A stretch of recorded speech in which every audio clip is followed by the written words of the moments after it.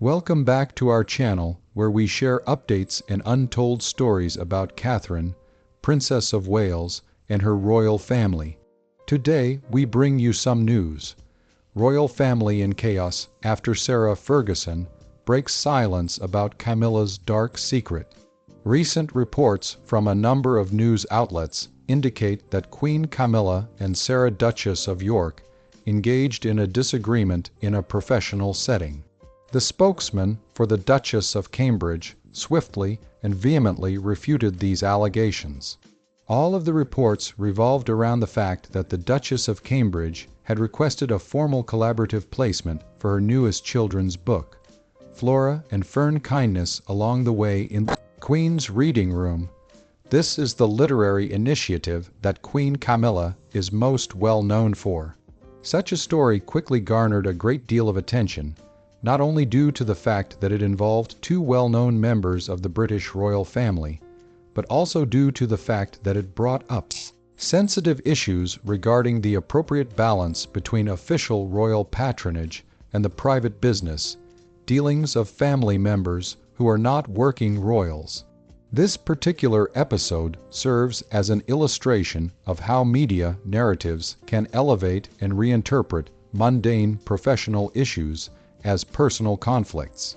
Furthermore, it demonstrates how these reinterpretations align with the overarching strategic interests of King Charles Roman III and the Prince of Wales in their efforts to protect the public image of the monarchy. In the beginning, the tale was given in a straightforward manner that was intentionally exciting. According to a number of news outlets, the most notable of which was the Mail, the event was referred to as a monumental snub, which implies that Queen Camilla had declined the Duchess's new title, and that this refusal was a serious and even intentional rejection. The narrative that was recounted was straightforward in its primary aspects and packed with symbolic meaning. A well-known individual who is linked to the royal family makes a request for help for an endeavor that is highly respected by a senior royal, but that request is denied. In the eyes of the media, the rejection is evidence of interpersonal friction rather than a choice made according to administrative or programmatic guidelines. Readers were accustomed to the implicit dramatic logic in the framing. Any interaction between two women in the public eye, particularly if one is known to be a working member of the royal household and the other is known to be an independent businesswoman, can be told as a story of rivalry or social exclusion. This is especially true in situations where one of the women is known to be competing with the other. This line of reasoning was utilized in the article that was published in the Mail, as well as in other similar stories, to argue that the Queen's denial was in essence an emotional insult directed at the Duchess. A spokesperson for the Duchess of York, on the other hand, issued a plain and frank reaction to the Mirror in which they refuted the claim almost immediately. A rebuttal was provided that went over the particular components of the narrative and contested each of them individually. In the beginning, the spokesperson made it quite clear that neither the Duchess nor anyone else acting on her behalf had submitted an official request to the Queen's Reading Room to include Floral and Fern on its lists. This was not a partial or qualified rejection based on the reason or approach. Rather, it was a complete denial that a request even remotely similar to the one that was presented had ever been made. Second, the spokesperson said that Queen Camilla had not declined or snubbed the offer, which is a statement that follows logically from the one that came before it. The two portions, no application and no snub, were conducted with the intention of destroying the fundamental facts that were the basis for the claims in the media. The Duchess's reply was more than just a denial. It included context that was meant to affect how people should think about the issue. Specifically, it referred to a long-term detail. None of the Duchess of York's books have been chosen for the recommended lists of the Queen's Reading Room since it opened in 2021. That specific point is essential because it shows a pattern of not including people that happened before this episode. This makes the concept that the Queen's crew suddenly and deliberately opted to leave out a well-known author who was linked to the story less likely. Instead of a clear and harsh rejection, the history shows that there is a continuing operational difference between a charity that suggests books to read and an independent author who sells books via normal business channels. The refusal, therefore, recontextualized the scenario from interpersonal discord to institutional limitations and editorial standards, representing two concurrent but separate professional pathways instead of a contentious personal split.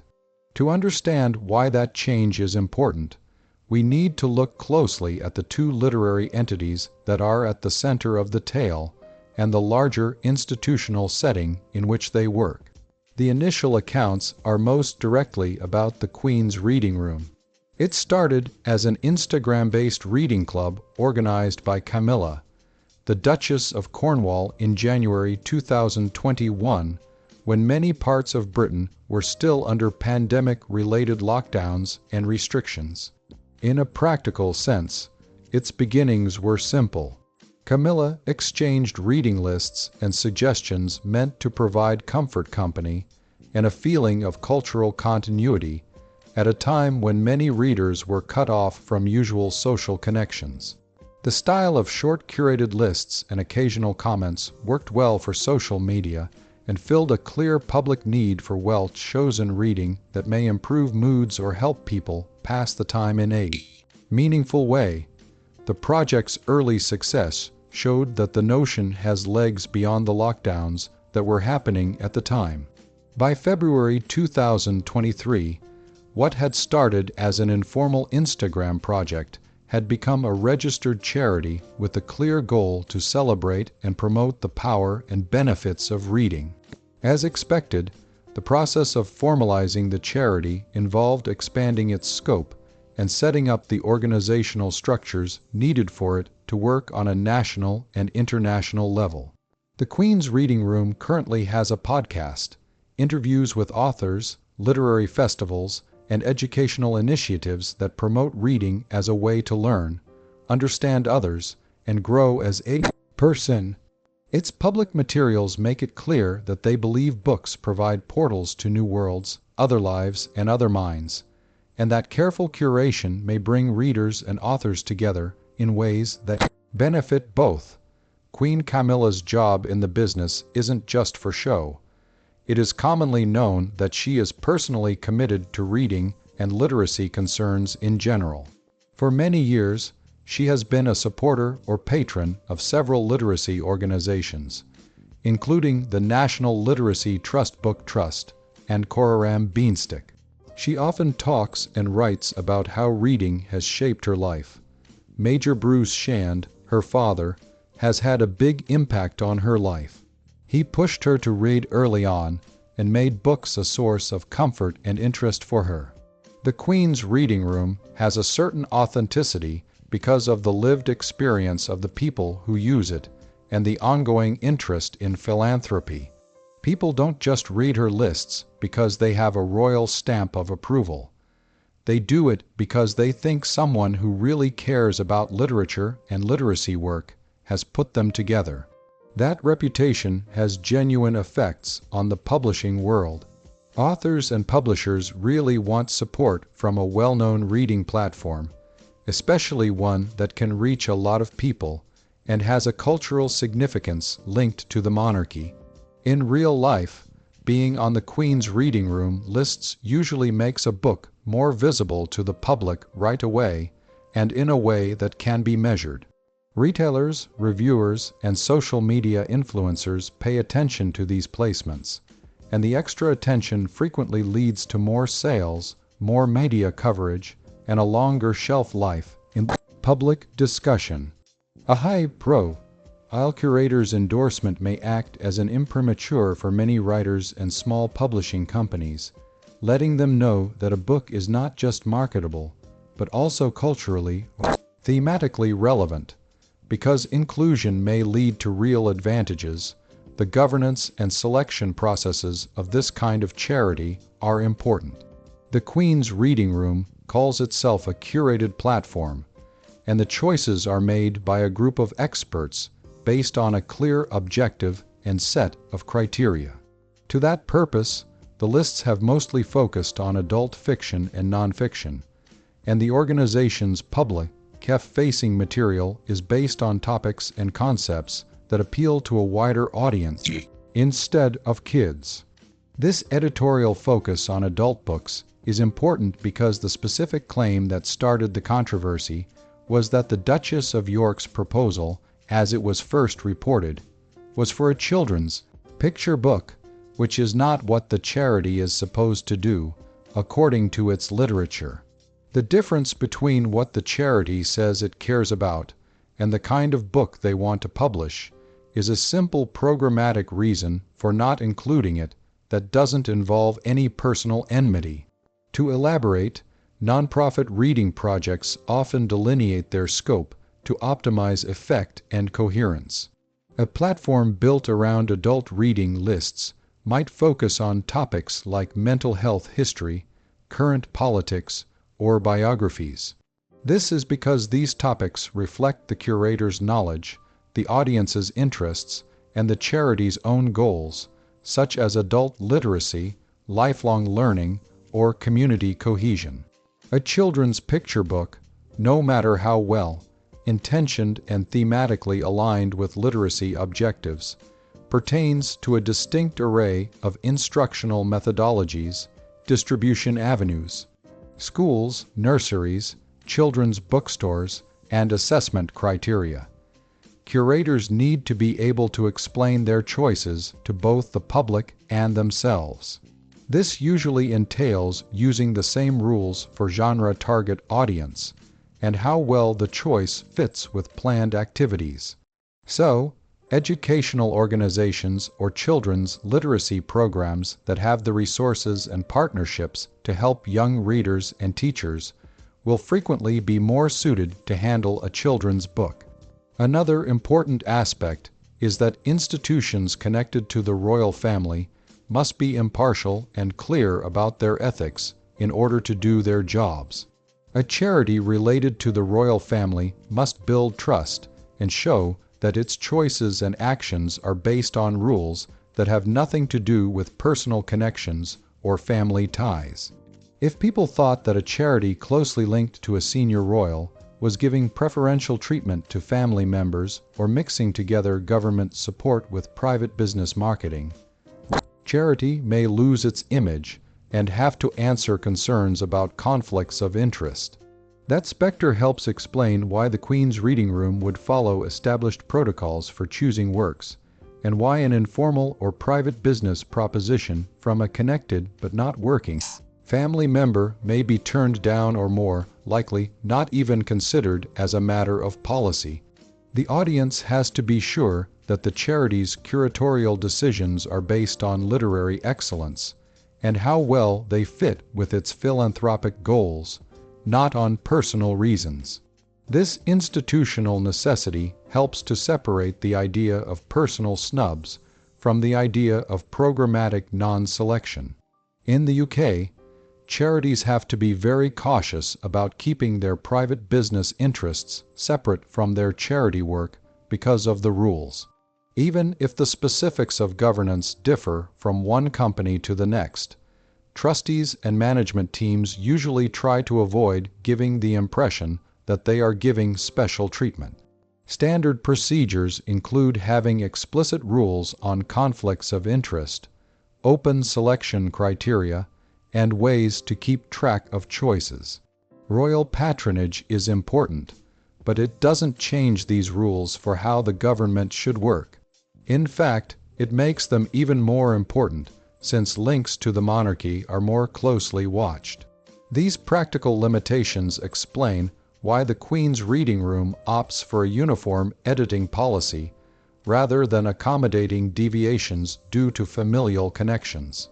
On the opposite side of the purported interaction is Sarah, Duchess of York. She has been in the public eye for a long time and has done a lot of different things in her career. At 65, she has built a long-lasting career as an author that runs alongside and mostly apart from her role as a member of the extended royal family. That career started in the late 1980s with the children's show Budgie the Little Helicopter, which was so successful that it was turned into an animated TV show. She has published a lot since then, with more than 70 books in several genres, including children's books and historical fiction for adults.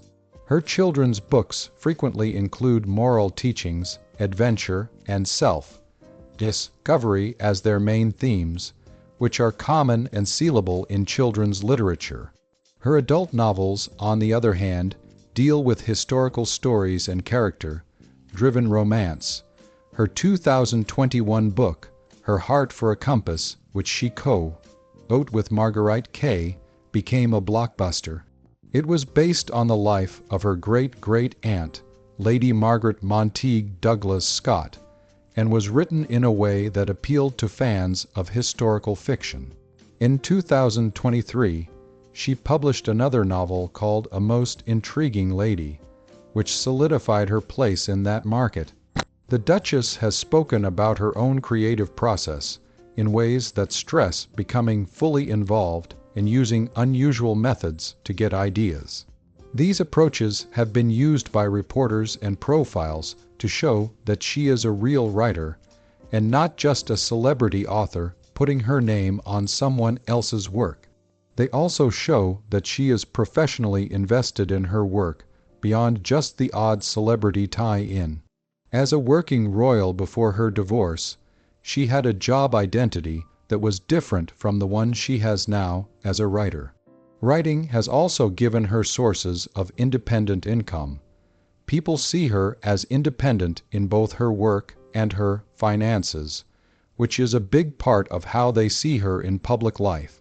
After her marriage ended, she became known as a person who worked on the edges of the royal institution, strongly linked by family and history, but working in a business world that needs ordinary market validation instead of official approval from the palace. Flora and Fern kindness along the way fits well with the Duchess's long-standing interest in children's books that have good value-based messages.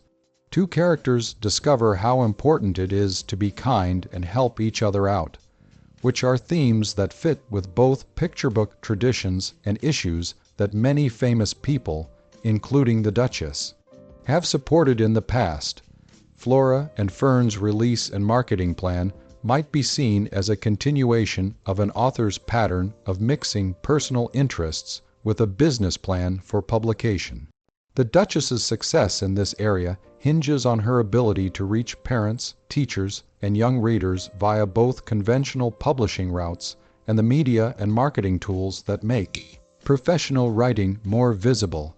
Knowing how the children's book industry works might help explain why an adult reading program related to the royal family might not be the best fit for a picture book launch.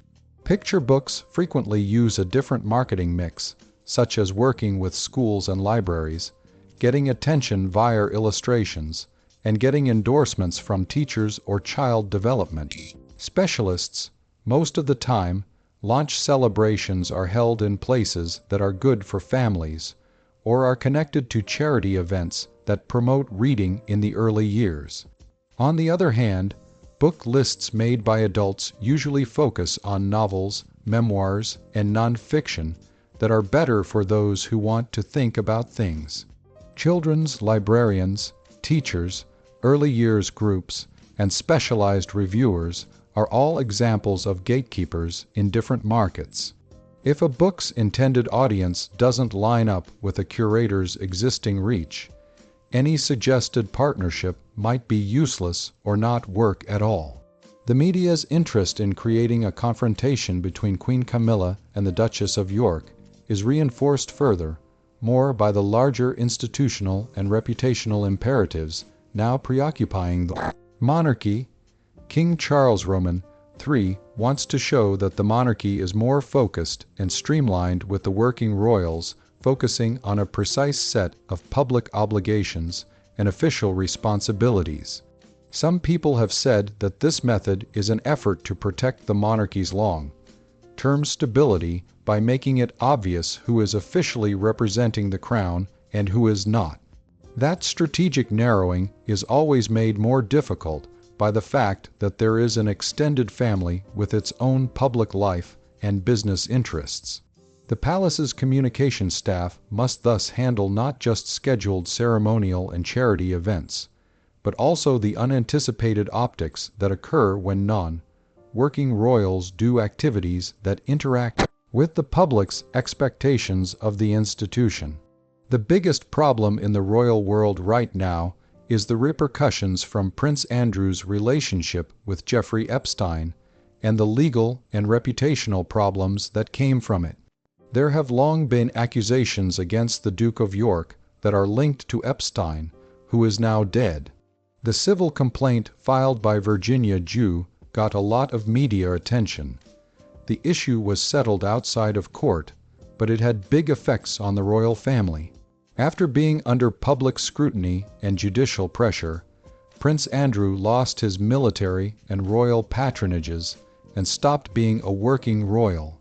Those results have had a ripple effect on his close family members, and they have made people more sensitive about anything public that has to do with the Duke and his friends, even in a little way. There has been a lot of public interest in Sarah Ferguson's enduring allegiance to her ex-husband. Even though they divorced in 1996, she has still lived at Royal Lodge in Windsor with Prince Andrew at least some of the time. This is something that people usually look into, since it connects her public image to someone whose public image has been controversial in recent years. Because she is so close to the family and the people who work for her, it is hard for outsiders to see her job as completely apart from the rest of the family story. So any scenario that puts her in a possible clash with a major royal like Queen Camilla in this instance instantly has more symbolic importance. People who see a rejection or a perceived affront may think that there is a bigger rift between a primary group of working family members and someone who is closely related, but is no longer an official representative of the crown.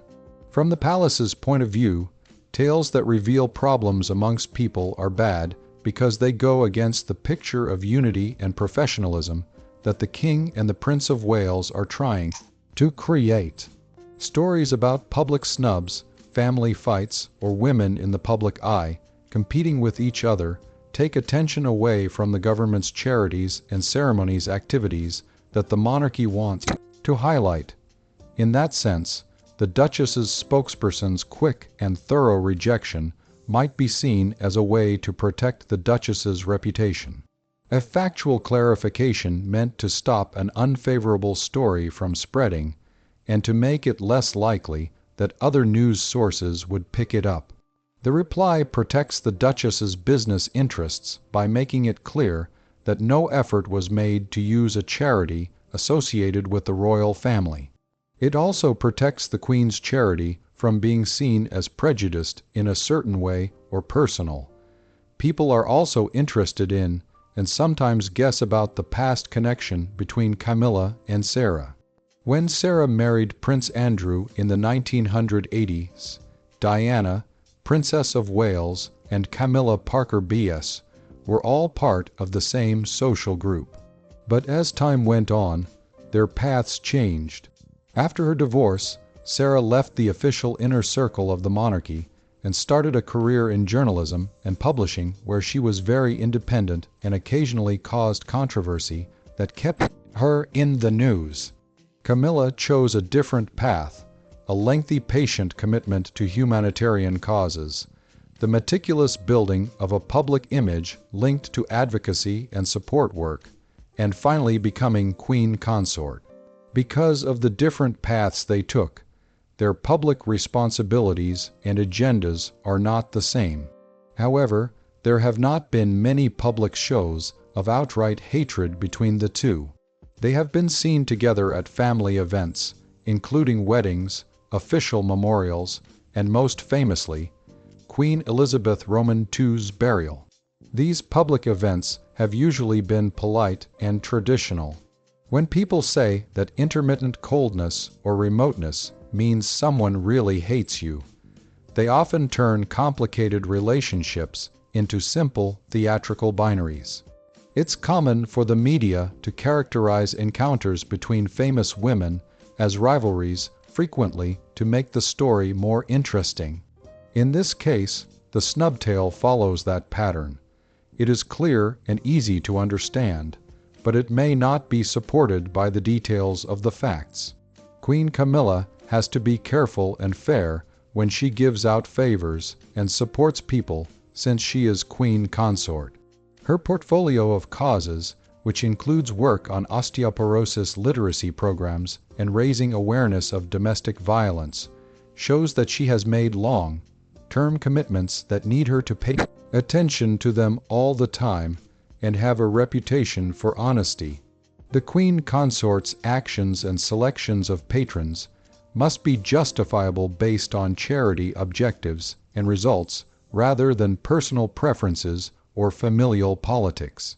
From an institutional standpoint, transcending established norms such as officially backing a relative's economic endeavor may engender adverse opinions about the use of royal influence for commercial purposes.